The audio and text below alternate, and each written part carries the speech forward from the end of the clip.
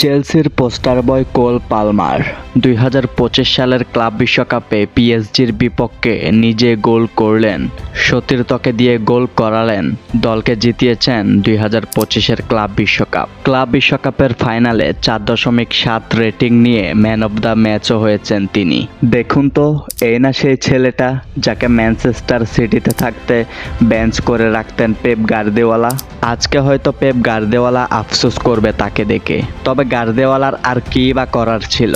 দলে ছিল এক ঝাঁক তারকা player, Phil Foden, Riyad Mahrez, Jack Grealish, De Bruyne. এদের কারণে বেশিরভাগ সময় বেঞ্চেই কাটাতে হতো এই পোস্টার বয়কে।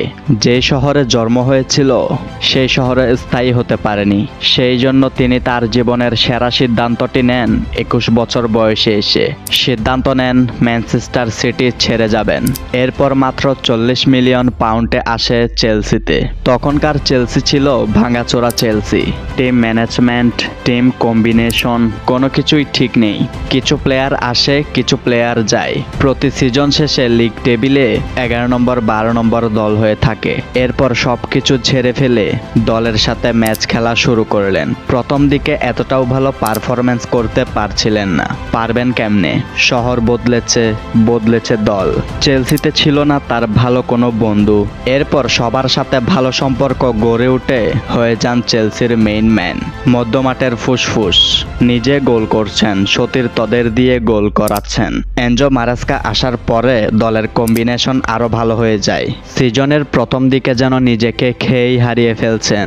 পারছিলেন না দলকে ভালো কোনো পারফরম্যান্স উপহার দিতে। প্রায় ৯ ম্যাচে কোনো গোল বা অ্যাসিস্ট করতে পারেননি। তখন হয়তো নিন্দুকেরা মুচকি হেসেছিল। তবে তিনি যে হারিয়ে যাননি সেটা প্রমাণ করেন কনফারেন্স লিগের ফাইনালে রিয়াল বেতিসের বিপক্ষে। কনফারেন্স লিগের ফাইনালে রিয়াল বেতিসের বিরুদ্ধে ৪-১ গোলের জয়ে ২টি অ্যাসিস্টের মাধ্যমে দলকে ভালো পারফরম্যান্স উপহার দেন, দলকে জেতান কনফারেন্স লিগ। এরপর সব সমালোচনার জবাব দিতে জ্বলে উঠলেন ক্লাব বিশ্বকাপের ফাইনালে। পিএসজির বিপক্ষে প্রথমার্ধেই করে বসে জোড়া গোল ও একটি অ্যাসিস্ট। পিএসজির বিপক্ষে চেলসির ৩ গোলে জয়ে ৩টি গোলেই অবদান রেখেছেন কোল পালমার। ২টি গোল করেছেন নিজে, একটি গোল করিয়েছেন সতীর্থকে দিয়ে। পালমার এই মৌসুমে প্রমাণ করেছেন যে তিনি শুধু একজন ধারাবাহিক স্ট্রাইকারই নয়, বরং বড় ম্যাচে দলকে এগিয়ে নেওয়ার ক্ষমতা সম্পন্ন একজন খেলোয়াড়। যদিও মাঝখানে কিছুটা ফর্ম ডিপ হয়েছিল, তবে তিনি পুনরায় ফিরে এসে গন্তব্যে পৌঁছেছেন এবং খুব সম্ভবত তিনি আগামী মৌসুমে আরও উচ্চ স্তরে পৌঁছবেন। চেলসিকে আরও বড় বড় শিরোপা জেতাতে অবদান রাখবেন এবং চেলসির হয়ে আরও সুন্দর মুহূর্ত উপহার দিয়ে যাবেন ফুটবল প্রেমীদের মাঝে। এবার আপনি আমাদেরকে জানাতে পারেন কোল পালমারকে আপনার কেমন লাগে।